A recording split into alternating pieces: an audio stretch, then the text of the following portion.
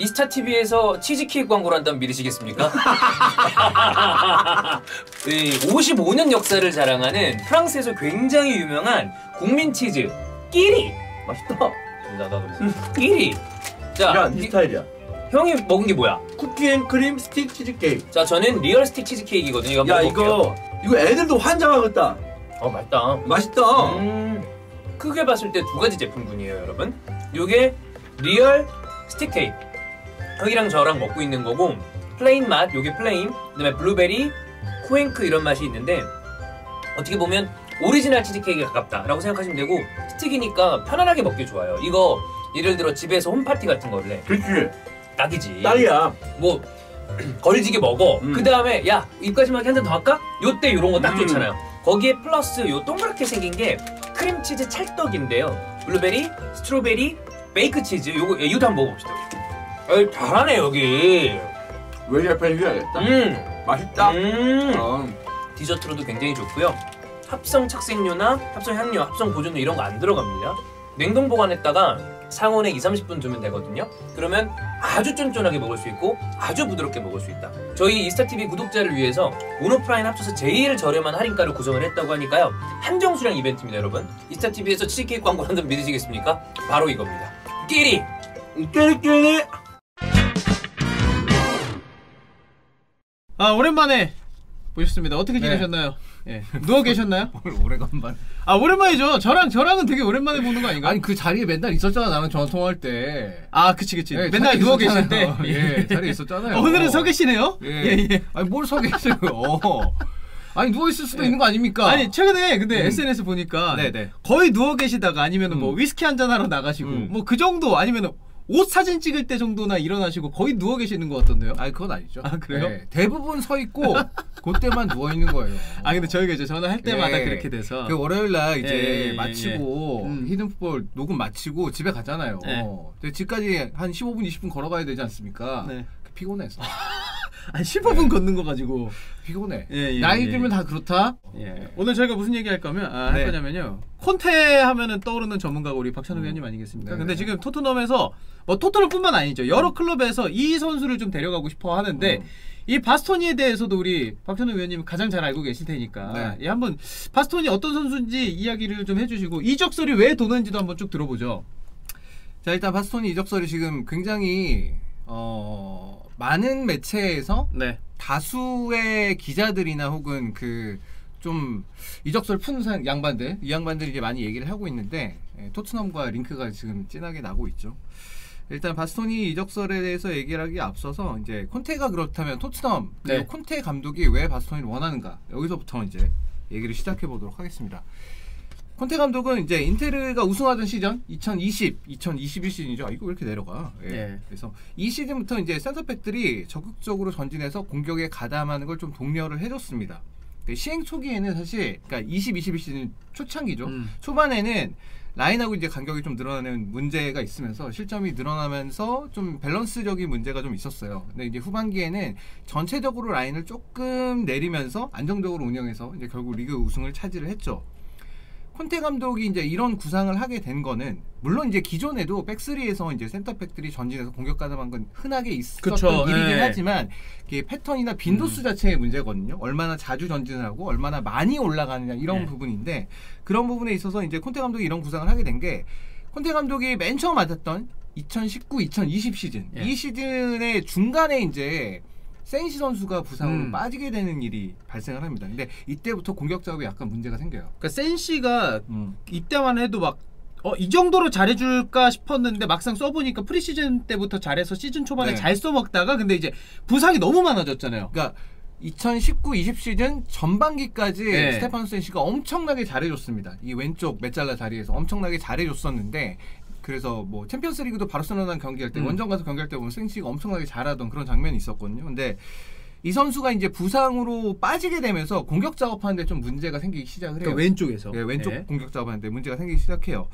그래서 이 콘테 감독의 이제 백스리, 그러니까 원래 콘테 감독이 백스리를 사용하는 데 있어서는 이제 측면 쪽에서 이제 우위를 점하는 게 상당히 좀 중요한 부분이 있었는데 이제 센시가 폼이 절정이던 시절에는 센시가 늘 항상 미드필드에서 한 명을 붙잡아두고 있었기 때문에 측면적이 좀 상대적으로 좀 수월한 부분이 있었어요. 그러니까 비라기 같은 선수 정도로도 왼쪽 공격을 진행하는 데 있어서 그렇게까지 큰 문제가 발생하지 않았었습니다.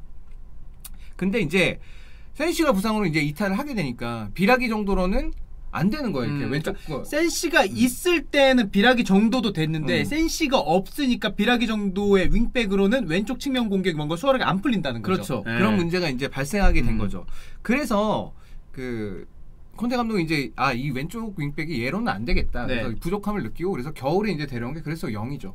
애슐리 영은 이때 데려오죠. 그러니까 영은 더 경험이 많고 어쨌든 간에 더 노련하고 그쵸. 영리하게 움직이고 경험도 많고 그러다 보니까 그래서 이제 영을 영입을 했는데 뭐 결과적으로 봤을 때는 이 문제가 완전히 해결되지 않았었고요. 왜냐하면 센시가 빠졌을 때 그 자리에 나온 게 갈디였거든요. 갈디는 좀 쓰지 말라고. 네. 뭐 비라기부터 시작을 해서 왼쪽 메잘라 그리고 왼쪽 윙백 이게 문제가 있었던 거고 같이 문제가 된 거죠. 스토퍼 얘기는 좀 뒤에 하는 그래서 거고. 이 문제를 해결하기 위해서 콘테 감독은 바렐라나 브로조비치 같은 선수를 10반 자리에 기용하기도 했었어요. 아예 풀어주는 선수를 2개. 그런 식으로 이제 문제를 좀 해결을 하려고. 그러나 뭐 잘 된 건 아니었습니다. 어쨌든 이 시즌은 둘 다 콩으로 끝났으니까 잘 된 건 아니었었어요. 그 토트넘에 이제 갔죠. 이제 그러고 나서 토트넘에 갔는데 토트넘의 상황 자체는 이제 인테르 때보다 더 이제 안 좋았는데. 왜냐하면 일단 누누 감독 체제를 거치면서 선수들이 전부 다 조금 자신감도 떨어져 있었고 뭔가 좀 소극적으로 좀 변해 있었던 그런 상황이었습니다. 그래서 수비진 자체도 또 인테르 때보다 개개인 퀄리티라던가 뭐 전체 퀄리티가 다 안 좋지 좋았죠. 못했죠. 그리고 거기에다가 브로조비치 같은 후방 플레이메이커도 없고요. 이 팀에는. 그래서 처음에는 콘테 감독은 손흥민 선수를 이제 왼쪽 하프 스페이스 지점에서 좀 상하로 많이 움직이게 만들어서 공격과 수비 모두 다 좀 영향력을 많이 끼치도록 그렇게 만들었던 거 같고 그다음에 레길로는 그래서 얘가 비라기 정도만 해주면 좋겠다 라고 생각을 했던 것 같아요. 그러니까 손흥민이 메잘라는 아니지만 그 왼쪽 측면뿐만 아니라 하프 스페이스까지 움직여주면 센시 잘할 때처럼 해주는 거니까 그런 식으로 움직여서 일단 미드필더 한 명 붙잡아주고 그다음에 수비할 때도 내려와서 조금 도움 주고 그 콘테 감독 부임 초기에 보면은 손흥민 선수가 훨씬 많이 움직이고 조금 더 그러니까 후방에 있었던 적이 좀 더 많았었어요. 그때는 또 케인이 폼도 안 좋았으니까 그랬던 시절이 있었는데 레길론이 비라기보다도 못했죠. 결과적으로는. 그렇죠. 세세뇽이 후반에는 그나마 좀 나았고 세세뇽은 전방에 누워 있었고요. 비슷하시네요. 누워 있었고. 근데 이게 반대쪽이랑 좀 나아질 수 있는데 반대쪽은 또 에메르송 로얄 더럽게 못했죠. 그렇죠. 그러니까 그런 상황이니까 에멜송 그다음에 루카스 모우라 이렇게 있으니까 여기도 안 되는 답이 거야. 없죠. 거기 오른쪽에. 그래서 이제 콘테 감독이 추구하는 측면 지역의 우위를 점하라는 전략 자체가 잘 안 통했었죠. 그나마 다행인 게 스킵 잘해줬고요. 그다음에 벤 데이비스 꽤 두 선수 모두 다가 꽤 괜찮은 활약을 펼쳤습니다. 그래서 그 측면과 이제 하프 스페이스 점 공략하는 데 있어서 이 두 선수의 역할이 나름 중요했었습니다. 지난 시즌에 이제 인텔에서 페리시치하고 이제 바스토니가 인테르의 좌측 공격 작업을 진행하는 데 있어서 어마어마한 영향력을 끼쳤습니다. 그러니까 왼쪽 측면 공격은 바스토니랑 페리시치가 다 했다라고 봐요. 이 두 선수가 차란울루도 있어요. 그렇죠. 잘 무시하나요? 왜 차란울루도 이제 힘이 됐죠. 잘했어요. 그러니까 페리시치 선수가 근데 이렇게까지 좋은 활약을 펼칠 수 있게 된 거는 바스토니 선수의 성장, 지난 시즌에 한 단계 더 성장했다고 생각하거든요. 그것도 굉장히 큰 기여를 했습니다. 바스토니 선수가 2019-20 시즌, 그러니까 콘테 감독 부임하던 그 시즌부터 이제 인텔에서 뛰기 시작을 했어요. 근데 이미 이때 인테르의 수비진에는 더블에 있죠, 슈크리니아르 있죠, 그다음 디에고 고딘까지 있었습니다. 그렇기 때문에 공고한 거죠. 주전 자리를 차지하기가 좀 쉽지 않은 그런 상황이었었어요.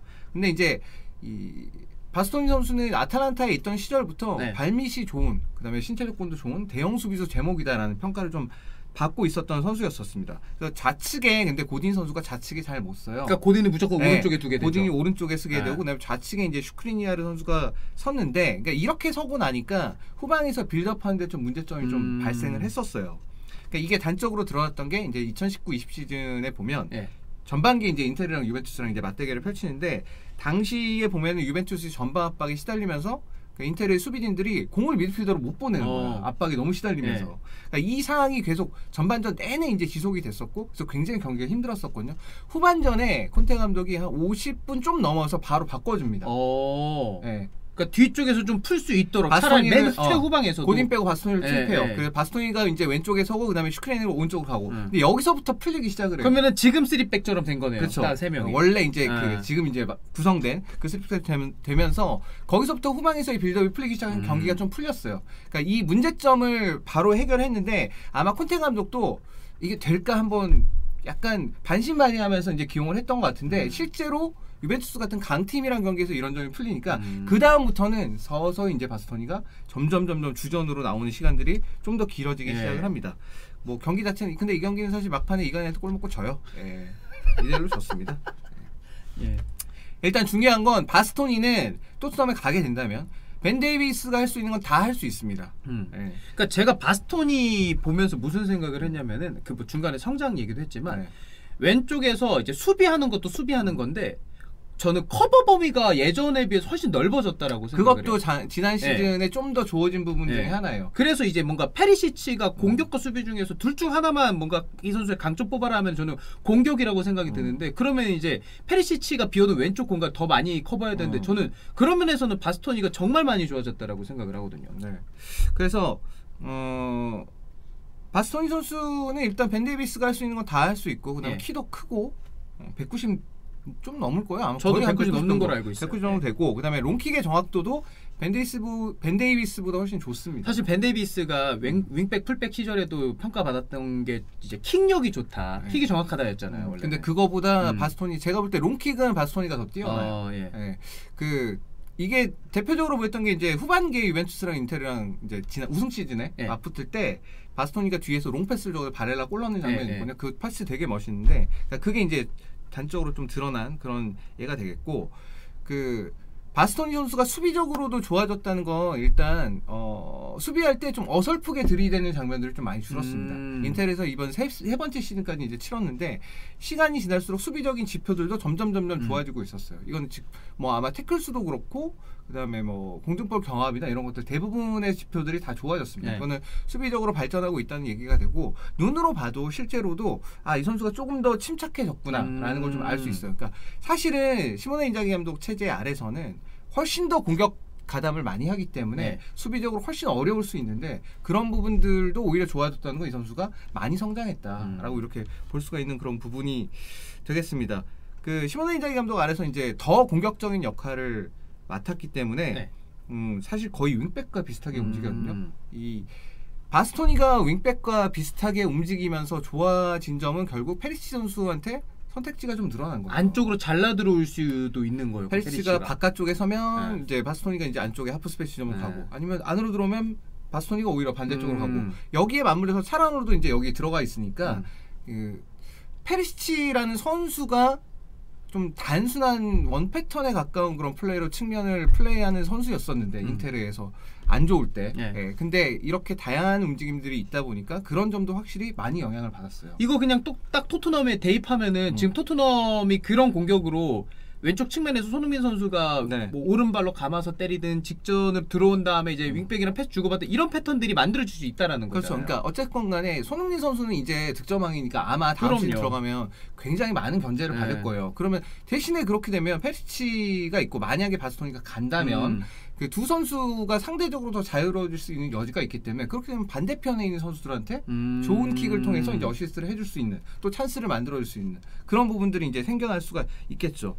당연히 토트넘 입장에서는 바스토니라는 선수를 영입할 수만 있다면 굉장히 좋은 선택입니다. 지금 바스토니는 사실 모든 팀이 데려올 수만 있다면 다 데려가고 싶을 거예요, 사실. 그러니까 왜냐면 나이 어리죠. 99년생이니까 나이 어리죠. 발밑 좋고 그다음에 수비력도 성장했어요. 피지컬 그럼 이거는 차기 이탈리아 대표팀의 거의 붙박이가 될 만한 재능을 갖추고 있는 선수고 뭐 점차 이제 대표팀에서도 조금씩 이제 출전 시간이 늘어나가고 있는 그런 상황이거든요. 키엘리니가 이제 은퇴하기 때문에 아마 바스토니가 왼발 센터백으로는 바스토니가 그 역할을 물려받을 가능성이 굉장히 높아요.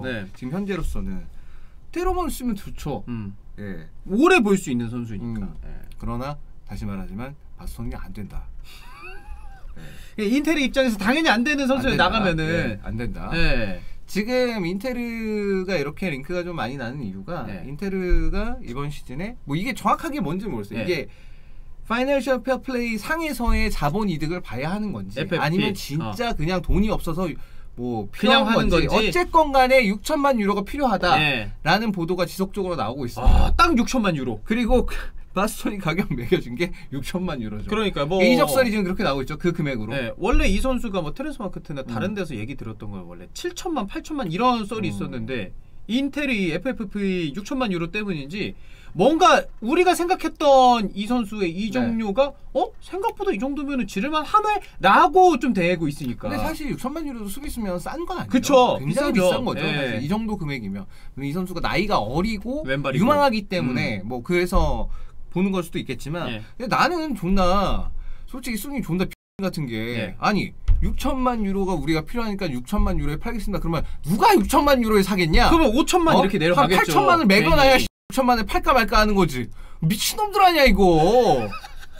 장사의 기본이 잘못돼 있다. 아니 이런 보도가 왜 나가게 만드냐고. 아니 지금 최근에 그 나이키 드로우 많이 하시잖아요. 그 가치가 올라가잖아요. 이게 뭐라 그래 내가 희소성을 주면은. 아니 그건 나이키가 아니, 너무 욕했네. 예. 이거 어차피 삐처리게 그건 나이키가 나이키가 정말 되셨어요 최근에? 네? 뭐 여러 개 하시던데 드로우? 안 됐어요. 다 안 됐나요? 왜 물어봐요? 아니 궁금해. 아니 최근에부터 아예 안 됐나요? 너 내 인스타 보잖아. 아니 근데 그렇게 주의 깊게 보지 않아요. 뭘 주의 깊게 안 보면서 야 주의 깊게 안 보면서 야 왜 댓글을 3번씩 꽂히냐? 아니 그 인스타 댓글을 제가 뭐 달았어요 제 찬우 위원님한테. 근데 엔터가 자꾸 보냄으로 돼 있는 거예요. 저는 한 칸을 띄려고 하는데 그래가지고 지웠다 썼다 지웠다 썼다 해서 3번 쓴 거예요. 그게 또 조금씩 내용이 바뀌던데. 그게 왜냐면은 오타 있는 것 같아서 띄어쓰기랑 제가 약간 그 나름의 강박이 있어요. 알겠습니다. 뭐 어쨌건 간에 바스토니는 안 된다. 그리고 바스토니를 팔면 또 안 되는 게 왜냐하면 페리시치는 이미 고젠스를 영입을 했어요. 그렇죠. 그래서 페리시치는 사실은 나간다 하더라도 타격이 적어요. 나이도 있고. 그렇죠. 갑자기 갑자기 못할 수도 있거든요. 그렇죠. 페리시치는 고젠스가 있기 때문에 여기는 일단 대안이 마련돼 있어요. 근데 바스토니는 얘 팔면 디마르코요? 자리는 거기 쓸 수 있는 거 아닙니까? 걔는 그냥 백업이에요. 백업입니다. 걔는 키가 작아 그리고 115인가 그래요. 걔는 키가 작어. 팔더라도 축구적으로 뭔가 이게 보완할 만한 시스템 혹은 영입이 되고 나서 얘기를 해야지. 브레멘을 영입한다는데 브레멘은 사실 더블A 예체자 같거든요. 그리고 타입도 좀 다르고. 아니 뭐 하는 짓이야 이게 수닝. 스티븐. 그렇게 안 봤는데 뭐 하는 짓이야 이게. 하여튼 그렇습니다. 뭐 바스토니 만약에 토트넘 간다면 페리시치 그리고 바스토니, 손흥민, 뭐 벤탄쿠르 왼쪽에서 뭐 공격할 수 있는 뭐 호이베리까지 잘할 것 같나요? 바스토니.